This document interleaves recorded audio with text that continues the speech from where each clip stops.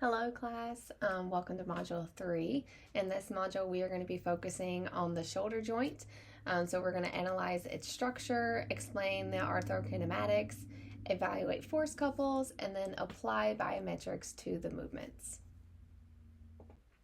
So to start us off, we're going to go over mobility versus stability. So the shoulder joint is the most mobile joint in our body. We have a wide range of motion in that area where we can reach overhead, over to the side, out behind us. We can do a lot with that shoulder joint that we can't necessarily do with other joints in our body. That shallow glenoid cavity is what allows us this increased range of motion because that joint is not so deep and it's not so embedded within each other. And so because of it, it's really held together by our muscles, our ligaments, and then having some neuromuscular control there as well. You can kind of see it here. So this is our glenoid cavity. So it's a shallow area that allows the ball of the humerus to sit into that pocket, into that glenoid cavity. But because of this high range of motion, it does come at a cost. This high mobility, we have low stability because of it. It comes at an expense, so we have reduced bony stability because we're so reliant on our musculature within this area. The stability of the bones is reduced, and so we are at a higher risk of injuring those muscles, those ligaments, because of the amount of strain and stress that they're under because of the wide range of motion that they're able to achieve. All right, now our shoulder joint or the shoulder complex comprises of 4 articulations that function as an integrated system. There are 4 joints within this area technically, and so each joint contributes uniquely to our upper body movement. Yet no joint operates independently. They're going to affect each other in a way. And so we have 4 articulations within this shoulder complex. We have our sternoclavicular joint, our aminioclavicular joint, scapulothoracic articulation, and then our glenohumeral joint, which is our most common one that everyone knows of the shoulder, the glenohumeral. But we're going to go over these a little more detailed here. All right, we're going to first dive into our sternoclavicular joint. So this is a joint that is comprised of, as you can see here, our clavicle, our sternum, and then technically the first rib here as well. So you see the clavicle, it attaches to the sternum at the clavicular notch, and then it rests on top of our first rib here. So important note, this is the only articulation of our shoulder complex that has axial attachment. So what does that mean? Is it is attached to our axial skeleton. The axial skeleton is the core central 80 bone structure, your skeletal, that supports your head, neck, and trunk. It serves as the attachment points for our limbs, for our appendages. The function of our sternoclavicular joint is to coordinate the movements of our upper limb with the core of our body. And so the movements of the sternoclavicular joint involve elevation, depression, and axial rotation. Technically, there's protraction and retraction, although we're not going to go into that for the purposes of this course. We're going to focus on elevation, depression, and posterior rotation. So I've added a little picture here to help with that. So you have elevation and depression. The clavicle is going to be elevating with certain movements. So you'll see the distal end is going to go up, and then it can go down as well. And then at the more proximal end, going in towards that axial skeletal, we have the posterior rotation. It's going to be slight movement. There's not a ton of rotation at this joint, but you see it primarily with full or getting near full range of motion with abduction of the shoulder joint. So the clavicular, or right at the clavicular notch in the sternum, you'll have that clavicle is going to rotate a little bit here. You see how it's technically a saddle joint, and so you're going to see it kind of rotate on that joint a little bit where it's attaching onto that attachment point during certain movements, especially in particular abduction. So we're going away from you, going all the way into that full range of motion there.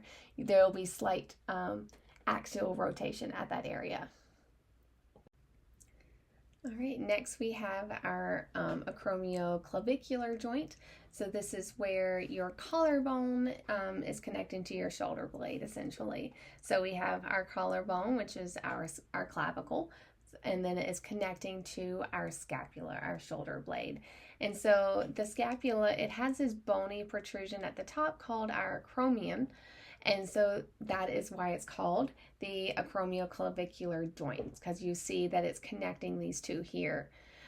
So you have, it's a synovial joint, so there's synovial fluid between the within this joint, but it's a plain synovial joint, a planar joint, which is a joint that is formed when two mostly flat bones come together. So you can kind of see that. I kind of already covered it up, but you have the acromion over here, and then the clavicle over here, and then it's connected. Here, let me switch colors here. Connected right here at the line, that's the joint, and then there's a little bit of synovial fluid to help lubricate that area between those two bones sliding between each other. So this joint supports your shoulder and acts as a connection point for the ligaments surrounding your shoulder. So it permits scapular adjustments. So whenever you move the clavicle, moving your collarbone, the scapula is going to have a respective movement as well. So that way we get a full picture of the shoulder complex working together within this acromioclavicular joint. Because of the nature of this joint and the reliance on the ligaments, and there's a lot of ligament attachments in this area, this is, just for knowledge, this is the most common type of shoulder injury is at this acromioclavicular joint. Next, we have our scapulothoracic articulation.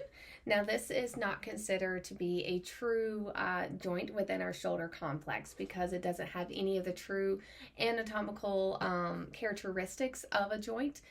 So, such as having fibrous, cartilaginous, or synovial tissues that surround it and protect it, kind of. So the scapulothoracic articulation is more like an articulation of the relationship between the scapula, so as you can see here, our scapula, and with our thorax, so our thoracic spine and ribs. And this relationship between the scapula and our thoracic spine and ribs really depends on the integrity and the anatomy of our AC joint and our sternoclavicular joint. Any movement of the scapula on the thorax must result in movement at either our AC joint or our sternoclavicular joint, because it's like a closed chained activity. It cannot function on itself. And so observation and movements of our sternoclavicular joint and our AC joint are a little more difficult than observing the motion of the scapula along our thoracic area. And so consequently, the being able to tell or function or be able to articulate the movements is a little bit easier at the scapulothoracic. So you'll see a lot of times with movements of the shoulder complex is being described as at the movement of our scapulothoracic articulation, even though it's technically not a joint. So the types of movements that you'll see upward and downward rotation, or upward and downward depression. You'll see internal, external rotation, and then anterior and posterior tilt. I have a video that I'm going to link within the notes of my section here, within this page on your Canvas, and that is very helpful. So I highly recommend checking out this video. It's a great animation, so you can see all the different movements at this scapulothoracic articulation. On to our final joint within our shoulder complex, the one that everyone pretty much knows about, the glenohumeral joint. So this is a ball and socket joint that connects your upper arm, so the humerus, to the shoulder blade, the scapula. So as we've already previously mentioned, this is where you have that shallow cavity here, that glenoid cavity of the scapula. And because of this, so we have a lot of wide range of motion. So it permits movements in multiple planes, including we have flexion, where we can go all the way up. We have extension going back behind us. We have abduction going in and out. we can rotate in and out, and then also just kind of move horizontally as well. We have a wide range of motion within this shoulder joint. But because of that range of motion and because of that low stability of this joint, because that glenoid cavity is so shallow, it doesn't have a lot of stability at the structural integrity of it. So it is really soft tissue dependent. So it's really dependent on primarily our rotator cuff muscles, so our supraspinatus, our infraspinatus, our teres minor, and our subscapularis. Those four muscles attach onto this area and are going to actively pull the humeral head tightly into that shallow socket to provide stability and support. So a lot of times, because those muscles are being actively used a lot in this area and there's a lot of strain, you'll have a lot of injury in this area as well. So this is another very common injury prone location within our shoulder complex. All right, now we're going to dive a little bit into the landmarks within the bones that comprise of our shoulder complex. So first up, we have our clavicular landmarks. So for the purposes of this class, we just want you to focus on the sternal end and the neoacromial end. So remember, the clavicle serves as the only bony connection between the upper extremity and then our axial skeleton. So it attaches to our axial skeletal. It articulates medially with the sternum. So we have our sternal facet over here. And then laterally with the acromion, so laterally over here with the acromion end, and then functioning to maintain proper scapular positioning and facilitate force transmission from our upper extremity to our axial skeletal. Now the landmarks of our scapula or your shoulder blade are a little more diverse here, as you can see. So there are 12 specific landmarks that we have laid out here for you to focus on. These are going to be attachment points for different ligaments, for muscles, but also as well as being able to describe certain movements, especially within our scapular thoracic articulation. So knowing, especially knowing the different angles and borders of the scapula is very important to note. And now onto the landmarks of our humerus. So remember, this is the bone and the long bone in our upper arm that is comprised or helps comprise of our glenohumeral joint that provides the most range of motion, but also has the least amount of stability. The different landmarks of this particular bone includes you have the head, the anatomical neck, the greater and lesser tubercles, and the intertubercular groove. So you have, let me bring it up here. So we have the head of the humerus, and then we have our greater, and then our lesser tubercle, and then we also have our intertubercular groove, which is kind of hard to see here, but it's going to be a deep furrow on the upper part of the humerus. It kind of separates the greater and the lesser tubercle and it serves as a point that guides the long tendon of the bicep brachia muscle down the shoulder. So it's also called our bicipital groove here, as you see here. And then you have the anatomical neck of the humerus, which is like a slightly groove encircling the upper arm bone just below the rounded head. So it's hard to see on this particular image, but it would be kind of under this location here as well. So the mismatch in surface area. So we have the greater, this bigger end of the tuberosity of the joint or of the bone, and then we have this lesser area, we have a groove. This mismatch in surface area is why we have such instability, because it's having to attach into a shallow glenoid cavity as well, and it doesn't fit that well, and so it relies heavily on dynamic stability, so on our muscles to help pull that joint into place and provide some stability. So this around this area, around this bone, this joint, very important that we train those muscles to provide for to increase the stability of this area. and now we have, we're going to go into a little bit of the labrum function. So within the glenohumeral joint, we have the glenoid labrum, which is essentially right here, this ring of like tough rubbery cartilage that's attached to the rim of the shoulder socket. The glenoid labrum functions to deepen that fossa, that glenoid fossa, and therefore increasing the contact area between the head of our humerus bone and then with the scapula. And so this enhanced surface congruency provides a modest increase in passive stability. All right, and now the joint capsule. So the joint capsule is kind of like this fibrous sheath that encloses the structure of the joint, of our shoulder joint. It provides passive restraint, so very minimal, but it contributes by limiting excessive movements, particularly at the end ranges of motion.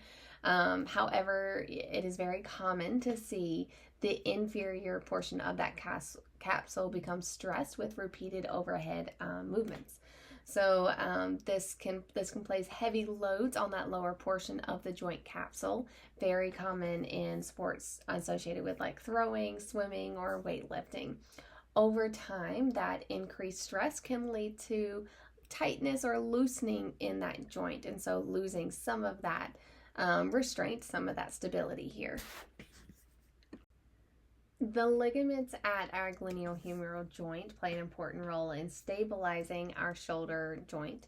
The glenohumeral ligaments, there are 3 of them. So we have our superior, middle, and inferior complex. They extend from the humerus to the glenohumeral fossa, reinforcing that joint capsule, and again they act to stabilize particularly the anterior aspect of the joint. All right, so when describing the movement of the glenohumeral joint atheroclimatically, we use the convex-concave rule. So where the convex, the convex humeral head moves along the concave glenoid fossa, and as a result we have what's seen as a roll and glide kind of relationship. So you'll see the movements here. You'll have superior, inferior, so going up or down, or anterior, posterior, so kind of going forwards or backwards. You'll see, very important to note that within this specific area of our shoulder joint, the roll and glide are going to be opposite. So if you have a superior roll, you're going to have an inferior glide. And then vice versa, or if you have an anterior roll, you'll have a posterior glide. So I'm going to link a video within this page here as well that kind of helps further explain this concave-convex relationship at the glenohumeral joint and how to understand or visualize what is happening with this roll and glide relationship with different motions at the shoulder joint. So when the shoulder's flexing, abducting, horizontally adducting, internally rotating, what is happening with this roll and glide relationship. So please look at that video. It is a wonderful visual kind of explanation of what's happening here within this roll and glide relationship rule. All right, now we're gonna kind of put all of this into perspective and go over shoulder abduction, this particular movement. So when you are taking your arm and you're abducting it away from your body, and so you have varying degrees of how high that abduction can go. So I have this kind of weird image here of no one with their it's just weird. It doesn't have a head, but here it is. But here's this weird image that kind of helps go over the different degrees of motion and what happens within each area. So when the arm is down by your side, you are at 0 degrees. When you bring it out a little bit, so you're kind of like in this area at around 30 degrees, that's when you'll start to have your supraspinata initiate. So that is part of your rotator cuff that helps provide that stability in this area. You'll have minimal scapular motion in this area. But as you continue to go up, so now we're going up between 30 and 90, so going between this range here, reaching this 90 degrees out to our side. We now have the deltoid coming into play. That torque increases there. And then we have an inferior glide that is required at that glenohumeral joint. So remember, we have an inferior glide. So what kind of roll are we going to have? Keep in mind it's going to be opposite. So a little hint there. And now from 90 to 180, so going all the way up. So now we are down up by our side, still in this abducted position. The scapular contribution increases because now that scapular has to move to help to bring that arm all the way up into this position. But now you're going to have the joint capsule the tension is going to rise, and so it's going to be contributing passively, trying to limit to make sure we don't overextend in this position. Right, and now going further into that joint capsule as we were kind of picking off from the shoulder abduction. So remember, when you are at that peak moment, that's where the shoulder capsule or the joint capsule is really going to be contributing to provide that passive restraint. However, when you have posterior capsule tightness, it's going to restrict the back of the shoulder joint. And so this stiffness blocks normal joint movement. It causes a major loss of internal rotation particularly, and reduces the ability to reach across the body or up the back. So when you have this reduced internal rotation, you have an altered gliding. So when you rotate your arm inward, the ball of the shoulder joint must glide backward so you can perform that motion. And a tight capsule stops that from sliding back. So you have limited range of motion doing internal rotation.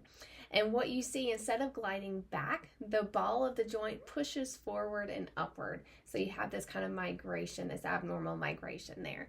This is very common with throwing activity. So common with overhead athletes with repetitive throwing. So think your pitchers, your quarterbacks, things of that nature. Right, and now diving back into the stability of the glenohumeral joint.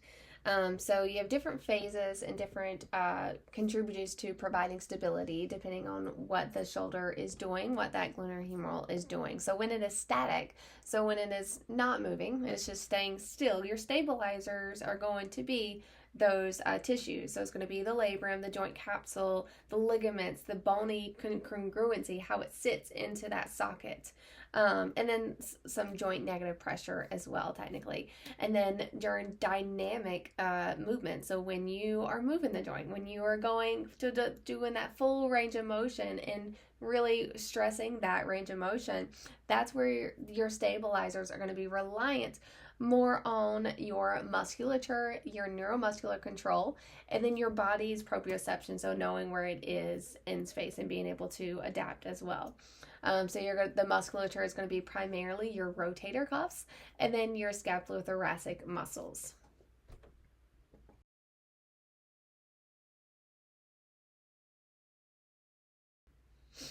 So going into our rotator cuffs, so the role of the rotator cuffs are going to be to help provide stability to that glenohumeral joint, especially with our rotational movements.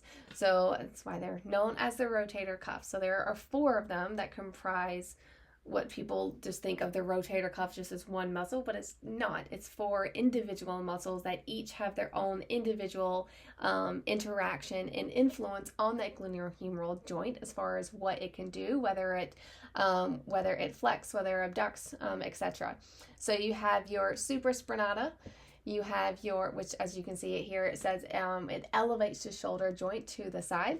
We have our infraspinata, which externally rotates the shoulder joint.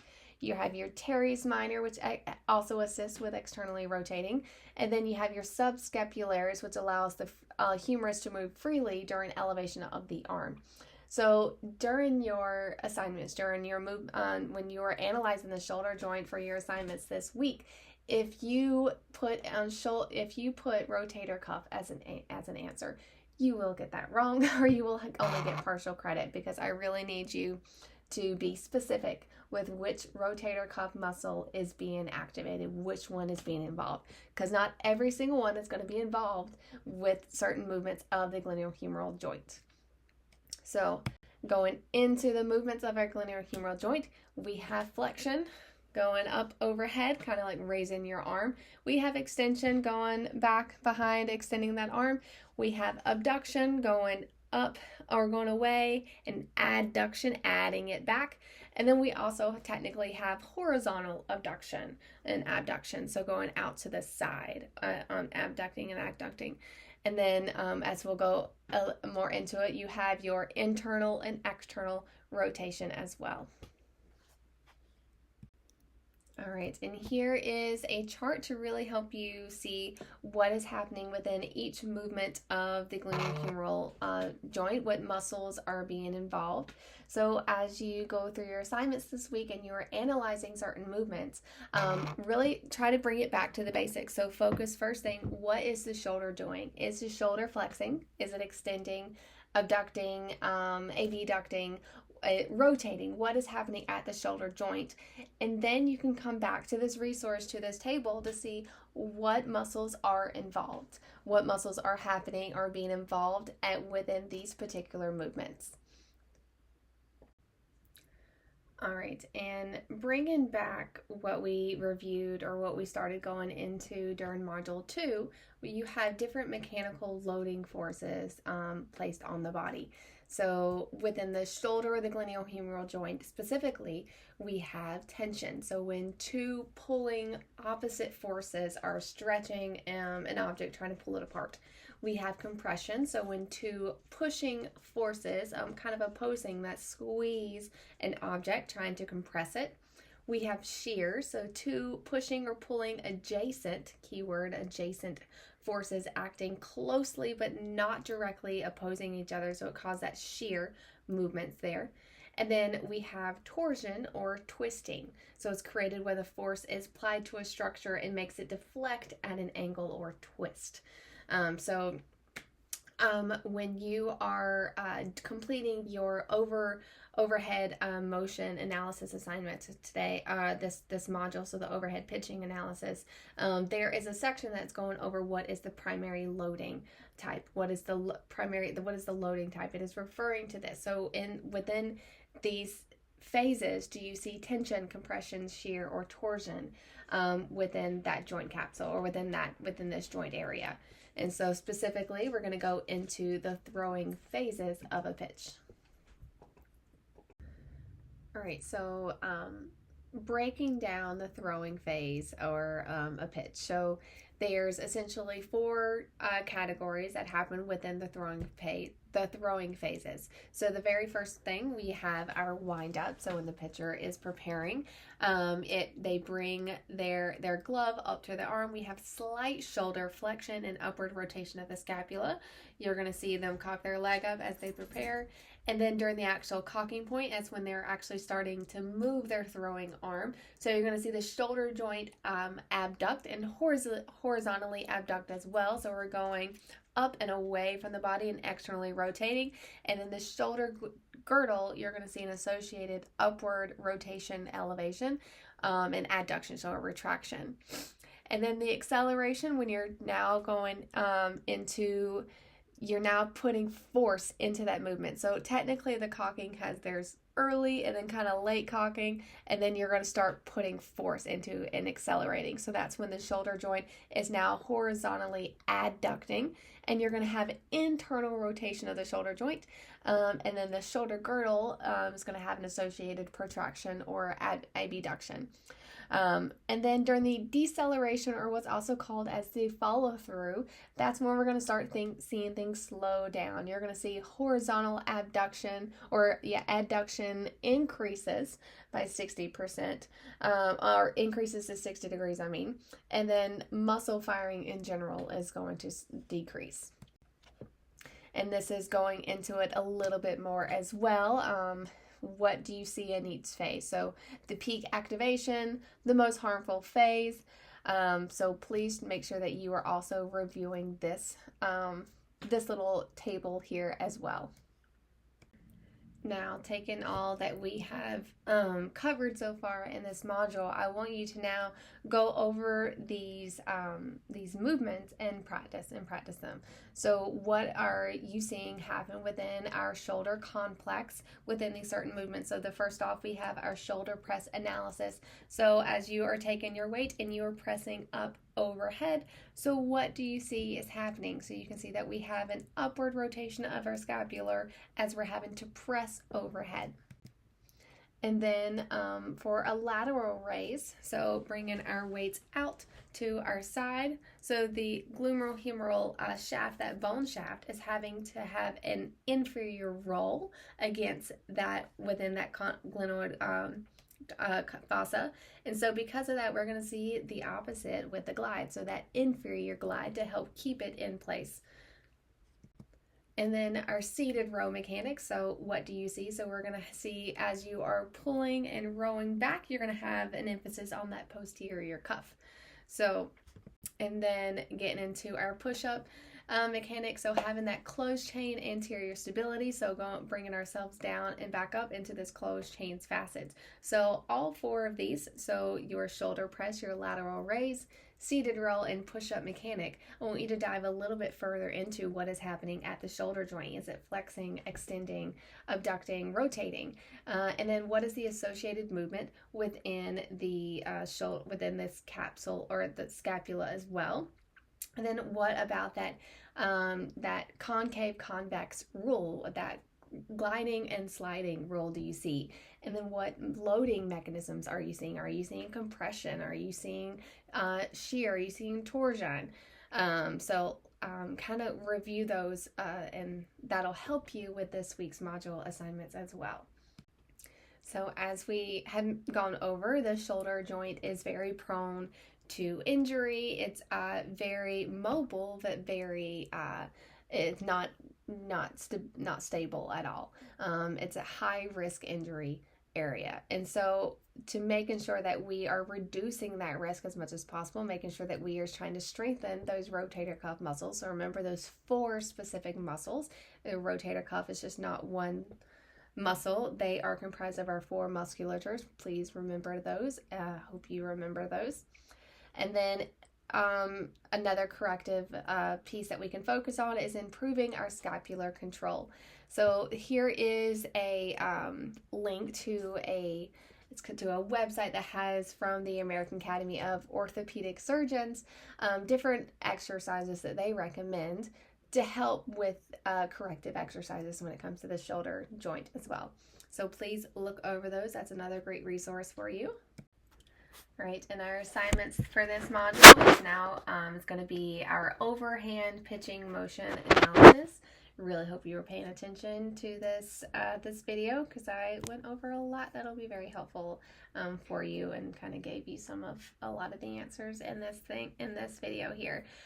The exercise prescription assignment, this has kind of been embedded into the overhead pitching motion analysis, so you are not going to see a separate exercise prescription, so please do not worry.